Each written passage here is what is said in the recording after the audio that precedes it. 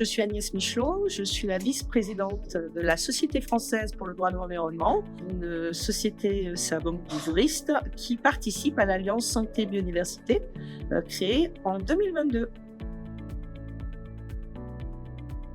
C'est une question difficile parce que il y a déjà une grande difficulté à avoir une définition de la santé dans le Code de la santé et donc arriver à avoir une définition beaucoup plus ambitieuse d'une santé basée sur l'interdépendance de tous les êtres vivants, c'est effectivement un défi qu'on lance au droit, mais en même temps, le droit a pour vocation de défendre les intérêts de la société. On ne parviendra pas à respecter le droit à un environnement sain inscrit dans la Constitution sans cette définition à une échelle juridique suffisante, c'est-à-dire au niveau de la loi.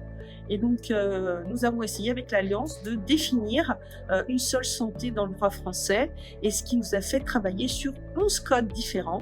Bien sûr, le code de l'environnement, le code des collectivités, le code de la santé, mais aussi le code de l'éducation, le code de l'urbanisme. Donc, il a fallu trouver une définition qui reprenne les bases du droit international et les ambitions du droit européen en matière d'amélioration de l'environnement et de la santé, et en même temps arriver à inscrire une définition adaptée au système juridique français.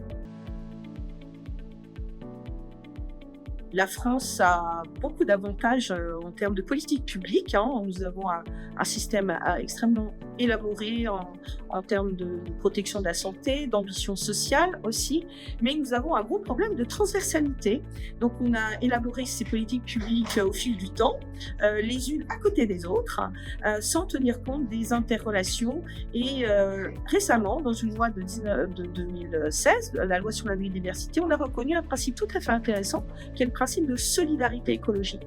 Et donc c'est en arrimant finalement une seule santé à ce principe de solidarité écologique qu'on peut aboutir à cette transversalité absolument indispensable. Si on continue à prendre des décisions sans tenir compte des interdépendances entre les êtres vivants, des connexions entre les politiques publiques, vétérinaires, de médecine, de santé publique au sens général, d'urbanisme, d'aménagement du territoire, eh bien, on déporte des problèmes d'environnement sur des problèmes de santé et on n'arrive pas à avoir les résultats attendus à tous les niveaux sur la protection des êtres vivants.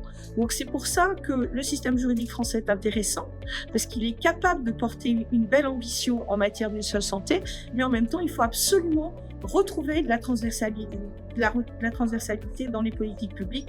Avec une seule santé, on peut y arriver, mais pour ça, il faut une définition du principe d'une seule santé transversale à tous les codes du droit français.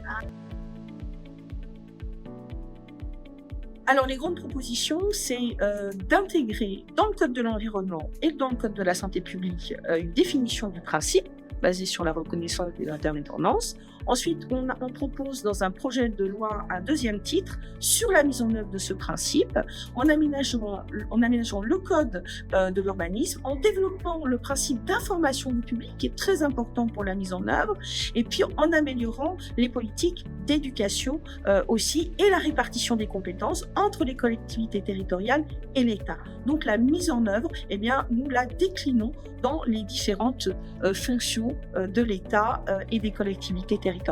Alors il nous faut maintenant défendre ce projet de loi, une seule santé, auprès des instances compétentes. Nous l'avons présenté au nom de l'Alliance Santé Biodiversité au cabinet de la Première ministre en 2022 et nous allons poursuivre auprès des parlementaires et notamment au niveau du groupe santé-environnement. Nous travaillons aussi sur des propositions réglementaires à un niveau beaucoup plus détaillé pour arriver à une mise en œuvre effective et efficace d'une véritable évolution juridique, une seule santé.